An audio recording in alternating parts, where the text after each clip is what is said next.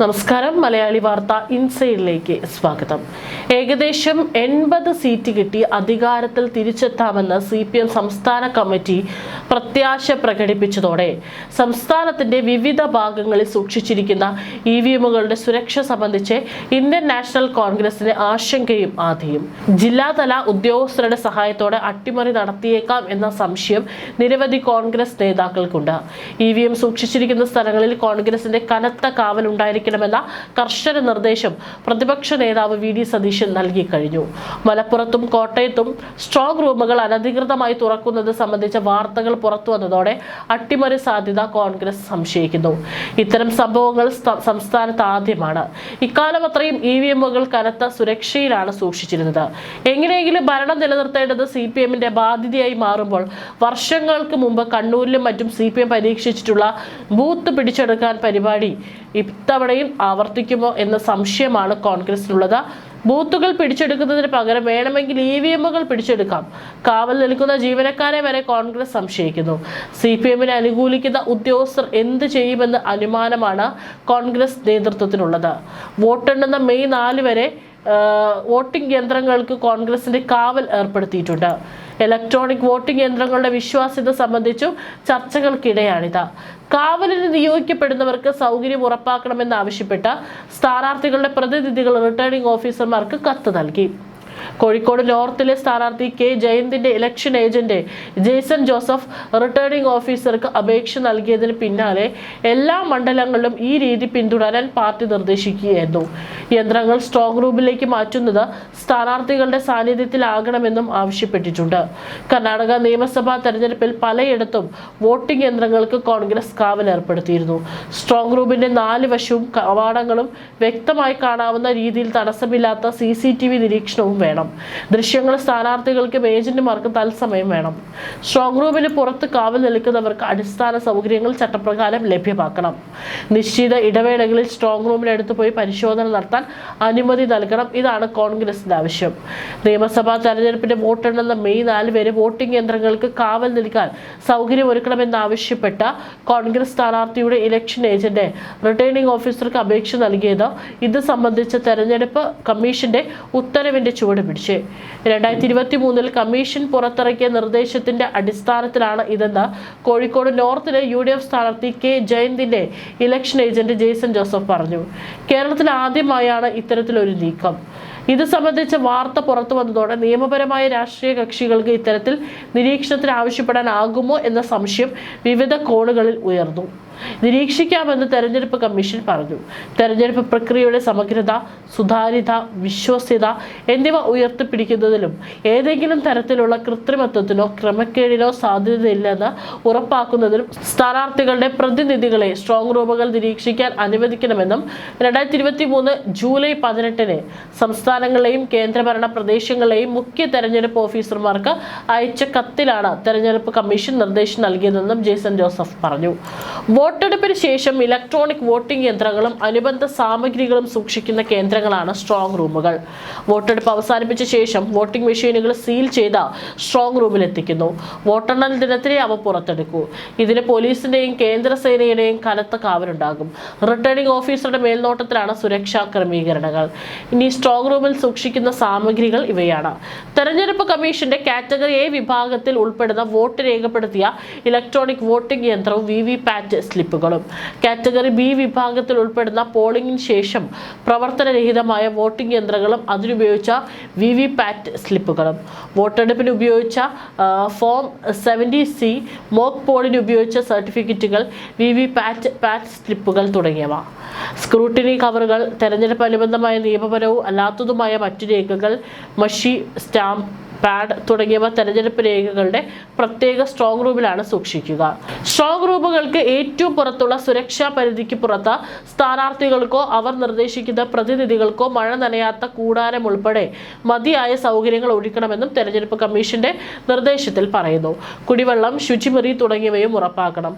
Strong റൂമിൽ നേരിട്ട് കാണാനാകാത്ത ഇടത്താണ് കൂടാരമെങ്കിൽ strong റൂമിന്റെ വാതിൽ കാണാവുന്ന തരത്തിൽ CCTV സ്ഥാപിച്ച് അതിന്റെ മോണിറ്ററുകൾ കൂടാരത്തിൽ ലഭ്യമാക്കണം. ഉണ്ടാകാം. അത്തരം സാഹചര്യത്തിൽ നിശ്ചിത ഇടവേളകളിൽ നിരീക്ഷകർക്ക് സ്ട്രോങ് റൂം പരിസരം നേരിട്ട് കണ്ട് വിലയിരുത്താൻ സൗകര്യം നൽകണം. മുഖ്യ തെരഞ്ഞെടുപ്പ് officer, additional CEO, control room എന്നിവിടങ്ങളിലെ ഫോൺ നമ്പറുകൾ സ്ഥാനാർത്ഥിക്ക് നൽകണം. നിരീക്ഷണത്തിനെത്തുന്നവർക്ക് സ്ഥാനാർത്ഥി ഈ നമ്പറുകൾ നൽകണം. ആവശ്യമെങ്കിൽ ഈ നമ്പറുകളിൽ വിളിച്ച് നിരീക്ഷകർക്ക് വിവരങ്ങൾ അന്വേഷിക്കാമെന്ന് നിർദ്ദേശത്തിൽ പറയുന്നുണ്ട്. മലപ്പുറം ജില്ലയിലെ വിവിധ നിയമസഭാ മണ്ഡലങ്ങളിലെ വോട്ടിംഗ് യന്ത്രങ്ങൾ സൂക്ഷിച്ചിട്ടുള്ള സ്ട്രോങ് റൂമുകൾ തുറക്കാൻ ജില്ലാ കളക്ടർ നിർദ്ദേശം നൽകിയതായി UDF ചെയർമാൻ അബ്ദുൾ മജീദ് ആരോപിച്ചു. തെരഞ്ഞെടുപ്പ് പ്രക്രിയയുടെ സുതാര്യതയെ ബാധിക്കുന്ന നടപടിയാണിതെന്നും ആരോപിച്ച് UDF നേതൃത്വം ഉടൻ തന്നെ പ്രതിഷേധവുമായി രംഗത്തെത്തി. ഉപയോഗിക്കാത്ത റിസർവ് വോട്ടിംഗ് യന്ത്രങ്ങൾ സ്ട്രോങ് റൂമിൽ നിന്ന് പുറത്തേക്ക് മാറ്റാനാണ് കളക്ടർ നിർദ്ദേശം നൽകിയതെന്നാണ് ലഭ്യമാകുന്ന വിവരം.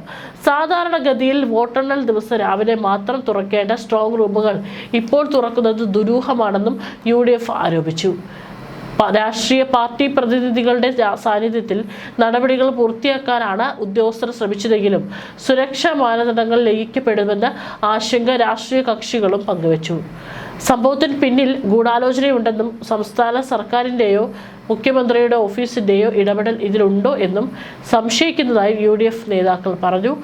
വോട്ടിംഗ് യന്ത്രങ്ങളിൽ അട്ടിമറി നടത്താനുള്ള നീക്കമാണ് നടക്കുന്നതെന്നും ആരോപിച്ച് UDF കളക്ടറുടെ നടപടിക്കെതിരെ ശക്തമായി പ്രതിഷേധിച്ചു. പ്രതിഷേധം കനത്തതോടെ സ്ട്രോങ് റൂമുകൾ തുറക്കാനുള്ള തീരുമാനം കളക്ടർ പിൻവലിക്കുകയും നിലവിലെ സ്ഥിതി തുടരാൻ നിർദ്ദേശിക്കുകയും ചെയ്തു. സ്ട്രോങ് റൂം അടയ്ക്കുന്ന രീതിയെ ചൊല്ലി കേന്ദ്ര നിരീക്ഷകനും സംസ്ഥാനത്തെ തെരഞ്ഞെടുപ്പ് ഉദ്യോഗസ്ഥരും തമ്മിൽ തർക്കമുണ്ടായി. വോട്ടിംഗ് യന്ത്രങ്ങൾ സൂക്ഷിക്കുന്ന സ്ട്രോങ് റൂം പൂട്ടുന്നതിന് പിന്തുടർന്നു വരുന്ന സുരക്ഷാ ചട്ടങ്ങൾ സംബന്ധിച്ചാണ് ഇരു കൂട്ടരും തർക്കമുണ്ടായത്.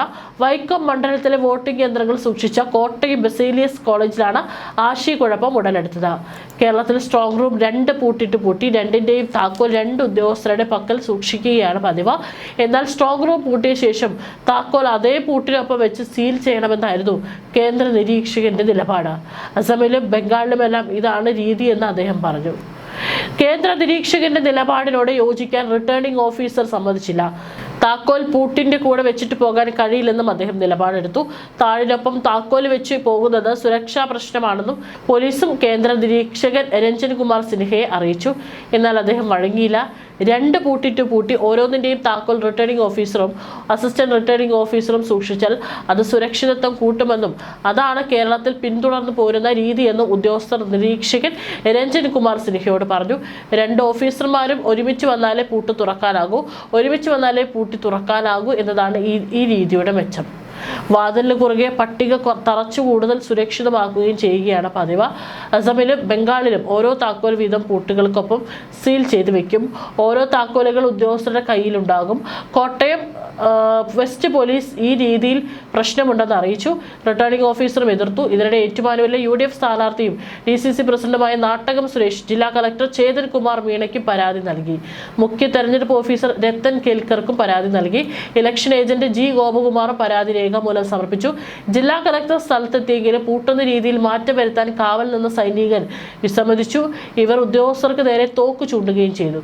പിന്നീട് ജില്ലാ കളക്ടർ കേന്ദ്ര നിരീക്ഷകനുമായി ചർച്ച നടത്തി. സ്ട്രോങ് റൂമുകൾ പഴയ രീതിയിൽ പൂട്ടാമെന്ന് കേന്ദ്ര നിരീക്ഷകൻ സമ്മതിച്ചു. ഏപ്രിൽ 9 നടന്ന വോട്ടെടുപ്പിന്റെ വോട്ടെണ്ണൽ മെയ് 4 നടക്കുക. 2026 മെയ് 23 15ാം കേരള നിയമസഭയുടെ കാലാവധി അവസാനിക്കും. കഴിഞ്ഞ തെരഞ്ഞെടുപ്പിൽ 99 സീറ്റ് നേടിയാണ് മുഖ്യമന്ത്രി പിണറായി വിജയന്റെ നേതൃത്വത്തിലുള്ള 2ാം സർക്കാർ എത്തിയത്. 3ാം LDF സർക്കാർ നിലവിൽ വരുമെന്നാണ് ഇടതുപക്ഷത്തിന്റെ പ്രതീക്ഷ. എന്നാൽ കടുത്ത ഭരണവിരുദ്ധ വികാരം നിലനിൽക്കുന്നുണ്ടെന്നും തങ്ങളുടെ ഭരണം വരുമെന്നും UDF കരുതുന്നു. 2 സീറ്റിലെങ്കിലും ജയിക്കാൻ കഴിയുമെന്ന പ്രതീക്ഷയിലാണ് NDA. ഭരണം നിലനിർത്തുക എന്നത് ഇടതുമുന്നണിക്ക് മാത്രമല്ല മുഖ്യമന്ത്രി പിണറായി വിജയനും തന്റെ പ്രസ്റ്റേജ് വിഷയമാണ്. കോടിക്കണക്കിന് രൂപ ചെലവഴിച്ചാണ് സംസ്ഥാനങ്ങളിലുടനീളം സർക്കാർ വിവിധ മാർഗങ്ങളിലൂടെ പരസ്യപ്രചാരണങ്ങൾ നടത്തിയത്. ചുരുങ്ങിയത് 100 സീറ്റ് ലഭിക്കുമെന്ന പ്രതിപക്ഷ നേതാവ് സതീഷിന്റെ പ്രസ്താവനയും മുഖ്യമന്ത്രി പലവട്ടം പുച്ഛിച്ചു. എന്നാൽ സതീഷിനാവട്ടെ തന്റെ നിലപാടിൽ ഇപ്പോഴും ഉറച്ചു നിൽക്കുന്നു. പുറമെ പരിഭ്രമമില്ലെന്ന് തോന്നിപ്പിക്കുമെങ്കിലും മുഖ്യമന്ത്രി പിണറായി വിജയന്റെ ഉള്ളിൽ കടുത്ത ആശങ്ക ഉള്ളതായി റിപ്പോർട്ടുകളുണ്ട്. തുടർഭരണം ലഭിച്ചില്ലെങ്കിൽ മുഖ്യമന്ത്രിയുടെയും അദ്ദേഹത്തിന്റെയും മരുമകന്റെയും ഭാവി അവതാളത്തിലാകും. ക്ലിഫ് ഹൗസിൽ നിന്ന് താമസം മാറ്റേണ്ടി വരുമെന്ന് ഇപ്പോഴും മുഖ്യമന്ത്രി വിശ്വസിക്കുന്നില്ല. 2011 ഉമ്മൻചാണ്ടി കേരളത്തിന്റെ മുഖ്യമന്ത്രിയായപ്പോൾ മുഖ്യമന്ത്രി കസേരയിൽ ഉണ്ടായിരുന്ന VS അച്യുതാനന്ദൻ ക്ലിഫ് ഹൗസ് മാറിക്കൊടുക്കാൻ വിമുഖത കാണിച്ചു. ഇത്തരത്തിൽ മുമ്പില്ലാത്ത വിധം EVMകളുടെ സുരക്ഷ ചർച്ചയാവുകയാണ്. ഇനി മെയ് 4 വരെ കോൺഗ്രസ് പ്രവർത്തകർക്ക് ഉറക്കമില്ല. അവർ ഉറങ്ങാതെ കാവലിരുന്നില്ലെങ്കിൽ ചിലപ്പോൾ പിണറായിയുടെ 80 സീറ്റ് സ്വപ്ന സഫലമായെന്ന് വരും.